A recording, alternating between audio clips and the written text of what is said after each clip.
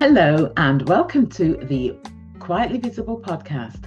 I'm your host, Carol Stewart, founder of Abounding Solutions and author of Quietly Visible, Leading with Influence and Impact as an Introverted Woman. And this is the podcast for introverted women who want to thrive as leaders and in life, as well as for those of you who want to lead as your authentic self. And for those of you who, if you are not subscribed to this channel, then do hit the subscribe button and do share with friends, colleagues, family, people that you know who would benefit from listening as well. Today's topic is one which I think is very important for introverted leaders. And in leadership, we often see that high energy or fast is best, loud is best, visible is best. But my guest today is Jinesha Jain, and we're going to be talking about strategic silence and how to redefine leadership energy, and something which I know that you introverted leaders will benefit from. And so just to give, I'll let Jinesha tell you about herself, but just to give you a bit of a quick introduction, she's a first generation Indian immigrant, a data strategist and real estate entrepreneur who challenges the modern obsession with hustle. And I like that because I think we have become very obsessed with hustle. We're constantly on the go, fast paced. Even the way that we consume information is fast. Everything is done at speed.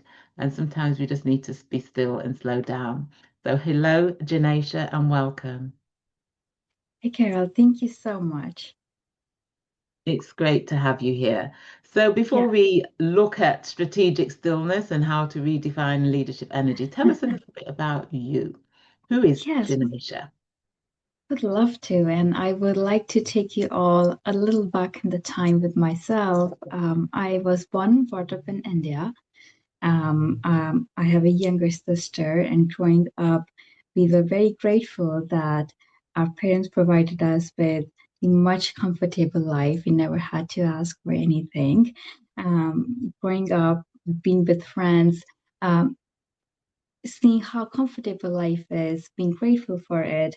One thing that I did notice early is that I have this feeling of always giving back, not knowing how to pursue that or channel that, but I always knew that I want to do something that I can give this life back to my parents when the time comes for me to be responsible for them.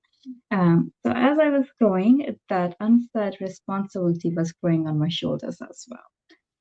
Fast forward to a couple of years, and in 2018, I came to United States to pursue my master's, and then I got into the corporate world. And as we all know, it's that loop that once you're into it, there's always a race, and you become very competitive. So that unsaid responsibility is what made the fuel for me here, because I came with a purpose, I came with ambition. I had just very less years because my parents were turning old. So it's like these many years, and I want to achieve so much, it's so that I'm comfortable, my future life's comfortable, my parents are comfortable. And that, in very short, created the Janesha who was there in the situation before Stillness. She was ambitious, she was passionate, she was always on a go, never looking back, no times for celebrations and joy, and just moving on from one achievement to next. It did help me get to a level that I became a senior analyst at one of the big corporates. I started my own real estate company. Then there was a moment that I would like to talk about next, but so far, this is how the Janesha she was, who she was. Mhm. Okay, thank you for that. And so what is that moment that you'd like to talk about? What happened Yeah. next? Yes, Mhm. absolutely. So, you might be wondering that, everything sounds kind of good on paper. So, what really happened here? And to be honest, Carol, I did feel successful. I did feel that things were coming to me, and I was moving forward. But at the same time, there was this feeling of emptiness and heaviness at the Mhm. same time. And I did realize a lot of women, especially around myself, um, we come with a lot of feathers on our hat. You are a mother, you are a sister, you are an executive, you could be an athlete, you could be representing your nation, you could be representing your household, you could be representing your child. In so many ways, you are carrying that we often forget to look into for ourselves. So I've started to realize that, but still, because I was building so much, the focus was I cannot even take a minute to slow down because what if I fall behind? What if that I have built so far crashes out? So the goal was just keep looking forward and just don't pause, and keep building. So keeping the momentum while everything was building around myself, there was nothing being built within myself. And Mm-hmm. the feeling of emptiness and heaviness kept on growing. But I kept a layer on it so that nobody could see that. But as we all know, mothers know everything. I was once on a call with my mother, and she asked me something very out of the blue that I couldn't answer. She asked me in my native language, it's called "tukushe," which means "Are you happy?" And I was like, "Yeah, what do you mean?" Um, and then she paused and then she said something that absolutely was the turning point for me. She said, "You don't have the same smile you used to have." And then I was like, I couldn't answer her. But she unripped the band-aid that I had told myself I'm okay and put on myself. Mm. Um, why is the case if I am building everything, I should be happy, I'm successful on paper. So what am I really missing? How come this heaviness is still there? How come my smile changed? How come even with technology all around us, we are getting even more busier? Those things started to come to me, and that was the very much of a turning point for myself. Yes, and that is something that, I do see time and time again, that, we become so consumed with achieving success, Mm, and that we become so busy, and I mean, some people, they kind of lose themselves in that yeah, process. But it was good that your mum picked up on that she saw that, well, yes, you were achieving all these great things, but there was something missing. She didn't see in you. absolutely. Yeah. Uh-huh. She made me rethink the definition of success, the definition Mm-hmm. of happiness, the definition Mm-hmm. of ambition. Mm-hmm. And I think that was very crucial at the time it happened because, as you said, sometimes you put on the layers so much that you forget the real you. And the Mm-hmm. journey who started and the destination where you reach, you often ask yourself, is this the same Jinesha? Is this the same Carol who started the journey? What happened to her Mm-hmm. along the way? Where did I leave her behind? And Yeah. I'm grateful that I'm not on that journey. Yeah, and interestingly enough, you say that. I came across a podcast on YouTube Mhm. today. Actually, it was just this morning, Yeah. which kind of ties into what you're talking about, and how we define success. And it was a guy called, and he's called Barry's Economics, and he Mhm. talks about how podcasts like The Diary of a CEO is making us less successful because all they Mm. do is feature people who are successful, and Oh. they share their formula of success, which everybody is striving for. But that's like a bit far from reality. We Uh-huh. don't see the more people who've tried the same thing that they've done and it's not worked for them. And Yeah. so we've become, it's like we've become always wanting this success, Yeah. and attracted to those people who talk Yeah. about their success and make it look like, well, they've done this, they did this, and this is how they got their success. And as a Yeah. result, they're so fabulous. Yeah. Um, and that was the first time I've actually looked at it like that. Because I watched Diary of a CEO, Yeah. but that's really got me thinking about. I Yeah. mean, I know that. when it comes to success, I have my own definition of what success means for me, which may not be the same for everybody else. And that is a Right. message that I always um, give out, is that Yes. define your own success, what your own measures of success is, and let it be meaningful to you and not what society, culture, the world says that it should be. So yes, Yeah. it's really interesting that this came along this podcast that I was listening to came along as we're having this conversation. Yes, that's definitely a very different perspective to it. And Mm. I do believe that, especially in the world we are today, everybody wants to go ahead and be better than the people around you. But I look at it kind of like the way, if my neighbor gets a sports car, yes, my first thought would be, oh, I wish I had that. But I think maybe if I get in a position to have that, I have the car with me 3 days out, it's just another car. Mm-hmm, mm-hmm. I look at people who come on these, on different podcasts, or who are on platforms which are highly visible, and be like, oh, I wish I had the success they had. But I truly believe that the joy is not having the success at the level, but joy is in the journey for you to get there. Mm-hmm, mm-hmm. I often ask myself that if I close my eyes and if I think that I have everything, I have a bigger bank balance, I have a bigger house, I have a bigger and better car, is that all? Would that be all for me? What would I be doing after that? Once I Mm-hmm. do have everything. And that brought me back to a realization much sooner that the joy is not just becoming that, it's the journey in between that'll take me there, that'll transform me as a person, that'll push me to not just bring myself up, but put my people around myself up as well. And I truly get excited about this when I think of that there are going to be challenges, there are going to be ups and downs, and I'm so up for that, because what's in it without just being nothing in it.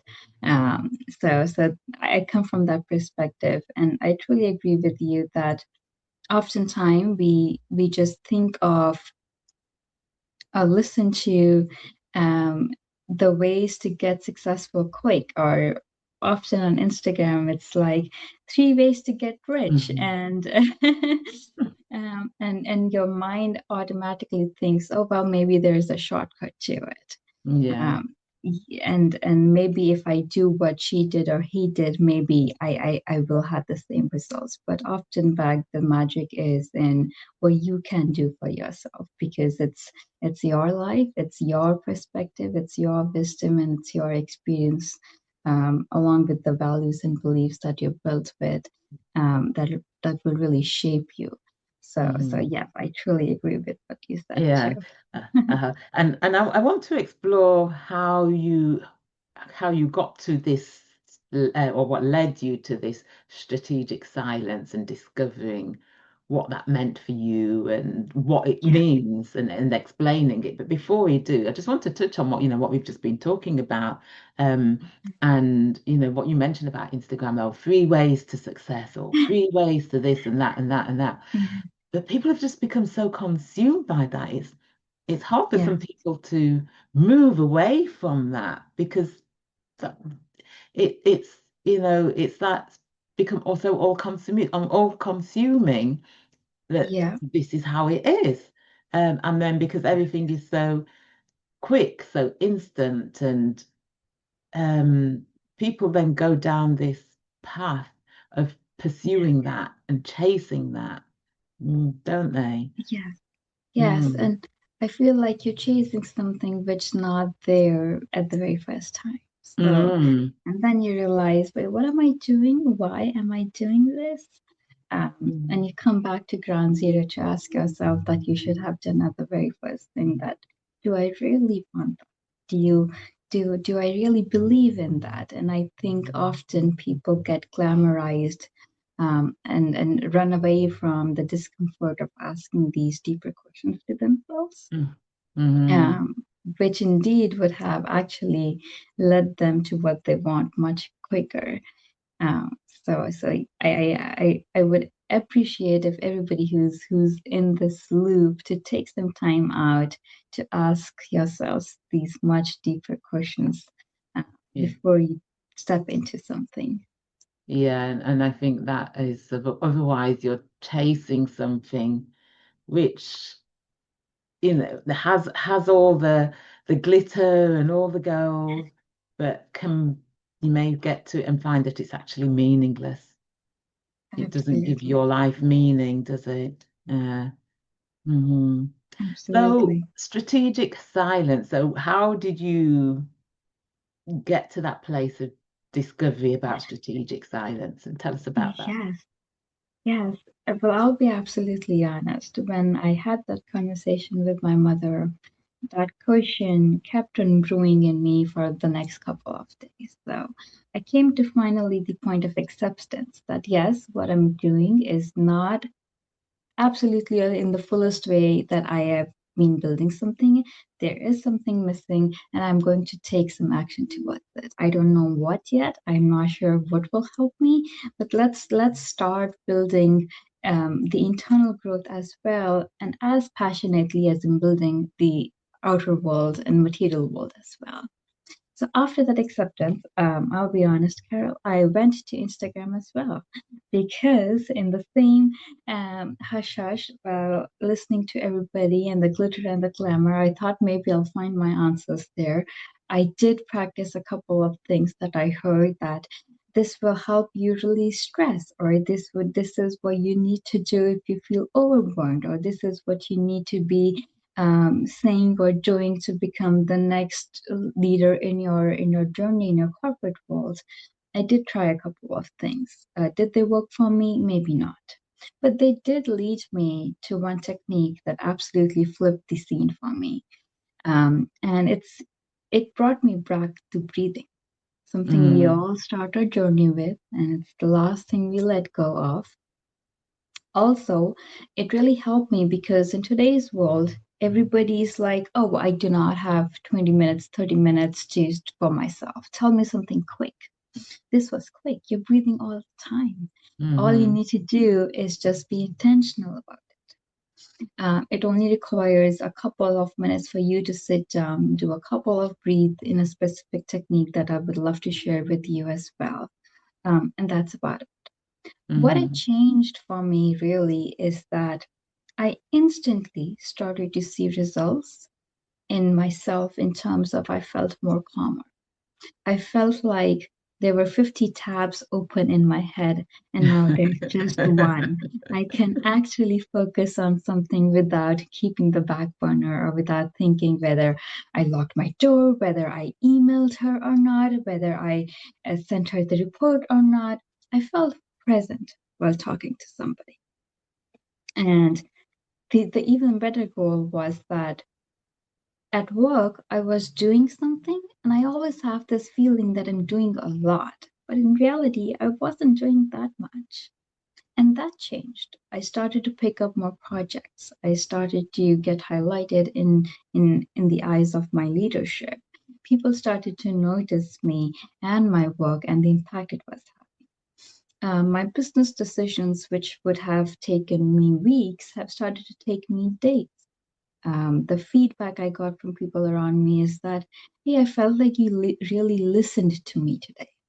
mm. The relationship with my parents changed. Before doing the technique, I always was like, Mom, I have a lot to do. I'll call you. Did I really have a lot to do? Could I not even carve out 2 minutes? What the mental rehearsal was that, oh, I have a lot to do. I am too occupied. There's a lot of work on my shoulders. When in reality, it could have been done in a much efficient way if I was just doing the right ways. And rather than taking on the load mentally, I would have there could have been various ways where I could have occupied stillness and do the same amount of work but in a much more efficient way. So I'm trying to show this contrast to show you where I was and what really flipped Mhm. for me. After seeing these changes, my my confidence in this really started to bring up. And I'll leave the suspense and a little surprise towards the end to show you what I actually do. But before this, when I saw the changes coming up, I was like, you know what, I want to do this more because things are improving. So I kept on doing. And then I started to notice change in the relationship with myself, the way I see myself, the way I present myself, the way I talk to people about myself, or the way I talk to myself about myself. And that really started to change. I started to give mirrors high five. I started to wake up with a smile without having the feeling that I'm going on a war today. And I felt much more confidence in my skin, in my thoughts, in the way I'm expressing myself. So that started to change and really come to my notice. And I was like, this is working. Let's do more of this. But coming from the much more of analytical mind, I always had this question that what is changing in my body? Why is suddenly I start to feel better in the same environment? Why did my reaction change to something I was responding earlier? And how is this happening? And when I went in depth, the technique is called the Brahmari Pranayama, which is the humming bee breath. And then I went into the science of it. And that really opened up my mind about what it does and how it does to your body. And I would love to show you or demonstrate you. And we can do it together as well and give a beautiful start to the day. Yeah, no, that would be great. And so before we do the technique, Yes. Tell us a little bit about the science about, because I mean, breath is something that, I talk about with clients who are maybe anxious or nervous about just calming down the breath and the importance of it. But let's tell us a little bit about the science behind it. What is Yes. it? Why it is so important? Yes, absolutely. When I started learning about this, one thing that I did notice is breathing is absolutely, it's the life in you. So when you're talking to somebody and you're afraid and you're nervous, if you're just a little more cautious, you'll see your breathing pattern change. If you're talking to your loved ones or your children, your partner, again, if you put a little more focus on your breathing, you'll see that your breathing pattern changes. It's slowed down, you're much more calm, you're taking longer and deeper breaths. So that was very evident to me that it does affect, our emotions have an effect on you. What I didn't know is that if you change your breathing, you can change the very much of the emotions that you're feeling as well. So the reverse engineering was what that absolutely opened my mind. And when I learned specifically about the humming bee breath, how it works is that while you inhale, you exhale hummingly like a you make that vibration. What it does is that it creates vibrations and frequency that actually shifts your nervous system. So there is something called vagus nerve in layman's language. It's the nerve between our mind and the body that helps us communicate. And what it does is through this breathing, it makes you focus and calm at the same time. So you're much more calmer, but you're also much more focused. And I was like, how is this happening? It happens because it shifts your nervous system from the beta wave, which is always thinking, overanalyzing, logically talking to yourself, towards the much more alpha wave that puts you or makes you do the same stuff, but in a much better stimulated way. So the parasympathetic responses change. And that, when I learned, absolutely changed the way I was looking at this. Then I started to look a little deeper into this. A lot of experimentation has been done using this breathing technique on different people, women who are pregnant, women who are in a highly stressed environment, women who have high BP or other chronic chronic problems that a lot of stress and environments like this do cater, they started to see improvements in those. And that's when my confidence in it really changed. And it was already at a level that I was doing it every day, but now I started to do it with much deeper joy, knowing that this is something that is not going to only help me, but also people around me. And that brought me much more joy. So it really helps you shift your focus from always in chaos towards much more of clarity, always in overthinking and emotional exhaustion and burning out yourself, to much more of a grounded and much more of a confidence you. And that's what really changed me. Yeah. So so from how you described it, what's happening is it's the, when we're sort of, our minds are consumed with information, we're anxious, we're nervous, we're stressed, we're worrying, we're overthinking. Yeah. Our body stress response has kicked in, hasn't it? And so what this is doing is interrupting that body stress Yeah. response. Yeah. Absolutely. It helps you, especially when you are in a position where you're about to talk to a C-level executive, you're about to present something, or you're about to have a difficult conversation with somebody. And all you need is just a couple of moments to put yourself together.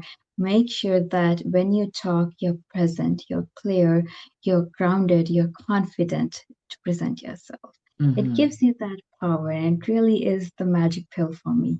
Okay, so let's go with the technique. Oh, absolutely. The good thing is you don't need any equipments. All you need is yourself, and we'll be closing our eyes. I'll show you, Carol, how I do that. You'll be inhaling, and while exhaling, you'll be making a hum, which is just like a bee. Hmm. All I request you is do not clench your teeth. Keep your mouth closed, but do not clench your teeth. And we'll be closing our ears so that we can actually feel the vibration. That you've closed your mouth, your ears, your eyes are closed. You can actually feel the vibration. We'll do it twice together. And if you really like it, put us on a pause and continue doing it and come back to listen to us. But here it goes. We'll sit tall, keep your legs either folded, or if you're in a chair, please do not do this while you're driving. We'll sit up straight, closing our ears. Do not press them too hard. Close your ears and your eyes, and now we inhale. Exhale while hummingly.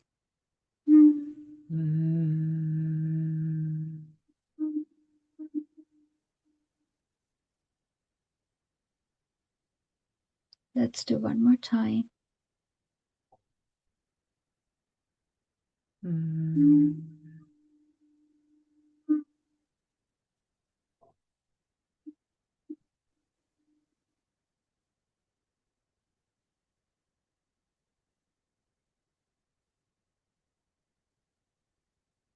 Once you're done, we'll come back and open our eyes.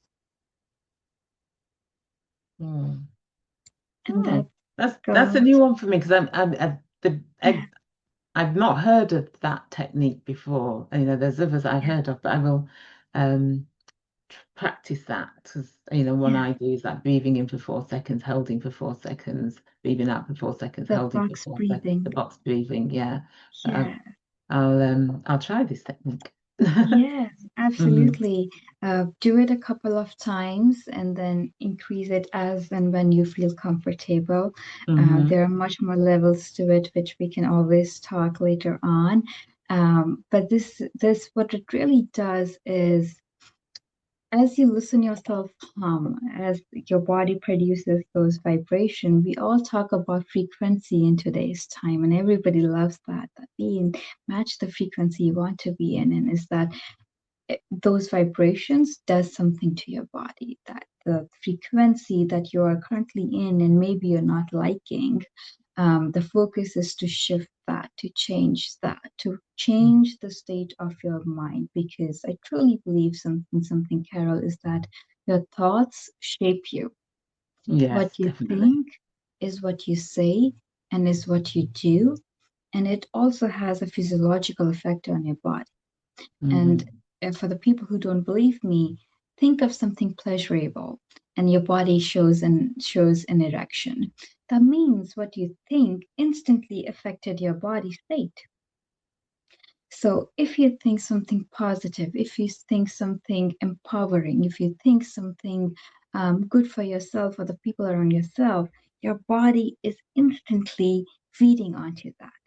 So the technique is to put you in a position that even if you have ups and downs or the Monday blues are hitting, you can still give yourself something powerful to bring that shift back to where it's supposed to be. Mm-hmm. Yeah. And why is this so important for leaders? Absolutely. I think in today's world, what gives you an edge is not your technical skills, it's not the AI skills, it's not the languages you know the Python, SQL, all the technical skills that you know, or not the knowledge about finance. I truly believe that all of that knowledge is so accessible that with AI, that information could be at the palm of your hands in seconds. Mhm. So my question when I was in the corporate is what can really give me an edge? How can I still be different from the people around myself? How can I become a better me that all these tools cannot still provide me? And that's where it came as the strategic stillness. It's not about pausing. I'm not asking you to not do what you do. I'm not asking you to lower your ambitions. I'm not asking you to take a pause and do nothing. Um, Absolutely not. Strategic stillness is more about giving yourself enough time and moments in the day that brings you back to catch up with yourself in a much more better way. And for leaders, you need to be much more of a clarity person. You need to be much more of a calm person. You need to be much more of a confident person because you're there to lead somebody, to aspire somebody, to manage a team, and to be at a position that people want to be at. So when you are at a much more grounded level, that's when you can reflect that and impact impact that on your work and over the people. um, with that said, it's always true that the work is never going to be less, the stress is never going to, there will always be stress triggers, there will always be fire drills and emergencies. And so what do you give yourself so that you know that I have a tool with me that even in those situations I know how to bring myself back in a couple of minutes and not lose myself, and let the situation take over me, rather still have control over that situation. Um, so that's the goal that I have, that I can take this message on to the leaders. Oh, thank you for that. This has been a wonderful conversation, so thank you, Janesha. Absolutely. And if people want to find out more about you, or explore this some more, where's the best place for them to go? Yes, absolutely. I am as vocal as I was here on my Instagram. If you do want to hear a little bit more about my journey, if this resonated with you and you want to see me doing this technique one more time, I have recently done my TEDx, which is on YouTube. You can search up and look it up by my name and looking up by TEDx. We can do the technique together through that video. And if you do want to contact me or have a one on one session, I'm more than happy to get you connected with on Instagram or on LinkedIn. Again, you can look up by my name and we'll be more than happy to chat there. Great, thank you. And we will put the links to where they can contact you in the show notes, as well as to your TEDx talk as well. We will link it in the show Awesome. notes. Yeah. So thank you for so much, Janesha. It's been a pleasure having you on the podcast. And Thank you, Carol. listeners, do go to Instagram, go to LinkedIn, and check out Janesha's TEDx talk as well. And for those of you who are looking to increase your confidence, influence, and impact, if you haven't completed the assessment on my website, go to aboundingsolutions.com. Under the free resources, there's an assessment that you can complete that will give you ideas about areas that you can focus on. And do share this episode, because we want as many people to experience this strategic stillness and the benefits that they can get from it as well. Until the next time, bye.